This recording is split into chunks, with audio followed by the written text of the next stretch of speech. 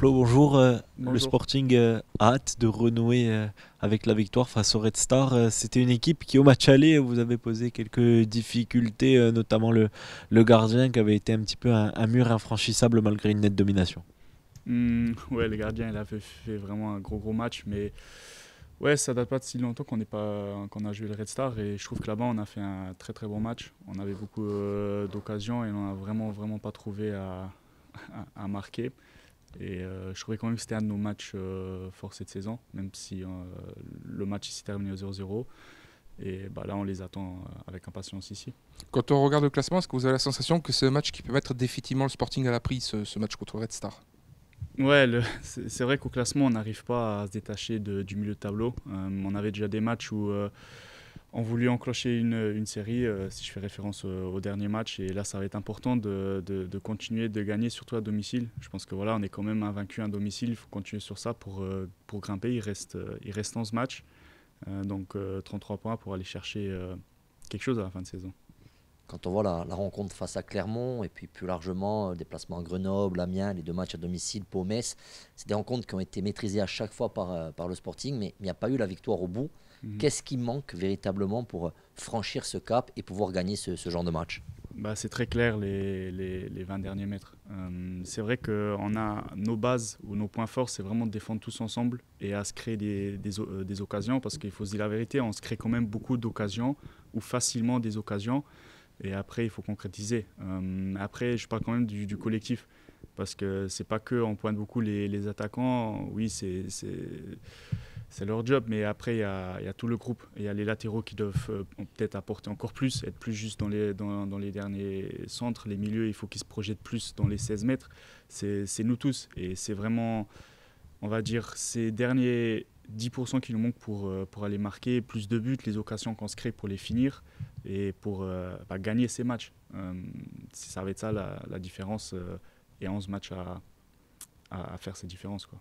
Quand on voit le nombre de matchs où ça n'a pas forcément basculé du bon côté en fin de rencontre, parfois de l'indiscipline qui a coûté de nombreux points au Sporting, est-ce que ça fait pas beaucoup de points qui ont été laissés en route et des regrets? Ouais, c'est très clair. Comme je dis, on fait des bons matchs, on ne se concrétise pas beaucoup, mais les équipes ou les adversaires, ils ne nous posent pas tellement de problèmes.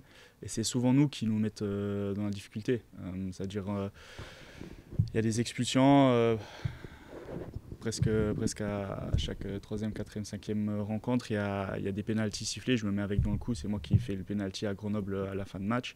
Et tous ces petits détails individuels font que, par exemple, à Clermont, on les met dans de meilleures conditions contre nous. Alors qu'on maîtrisait le match, surtout en première mi-temps, on faisait un très bon match, on se pénalisait et ça les renforçait. Après, ça, c'est des petits détails. On en a parlé au début de semaine, le coach l'a dit aussi. Voilà, faut qu'on arrête à faire des petites bêtises qui font que on gagne pas ou on n'avance pas. Et ça, c'est nous tous, et nous individuellement. Comme j'ai dit, je me mets dans le coup à Grenoble, c'est tombé sur moi. Après, la semaine, je pointe personne, mais ça tombe peut-être trop souvent. Et pour avancer, il faut qu'on rectifie ça. Vous êtes neuvième actuellement. Quelle est l'ambition du vestiaire? Est-ce que vous avez vraiment envie de grimper peut-être à sixième, cinquième place? Est-ce que c'est un de vos objectifs? Est-ce que vous êtes fixé un objectif comme ça? Oui, bien sûr.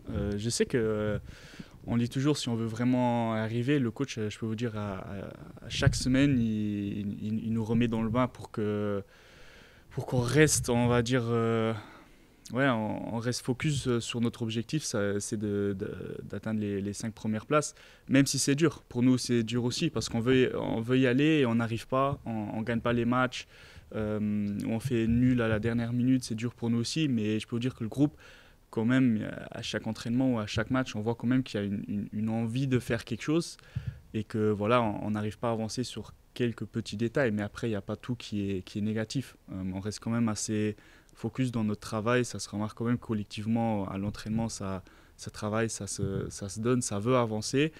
Et après, c'est dur des fois si vous essayez de mettre et les points ne suivent pas. Mais on sait qu'il nous reste 11 matchs, 33 points.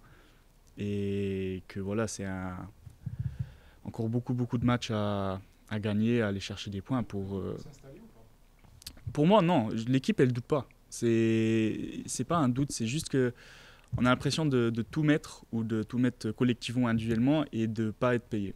Des fois, c'est dur à encaisser. Et c'est pour les joueurs, pour le staff, pour le coach, pour le club, pour vous aussi. Donc, des fois, c'est dur, mais on avance. On avance et il n'y a personne qui se lâche à l'entraînement. Le groupe, il ne se lâche pas. Il n'y a personne qui est dans cette attitude de dire on va finir milieu de tableau. Pas du tout. Et comme j'ai dit, il y a 11 matchs et ça va être long, il y a beaucoup à aller chercher.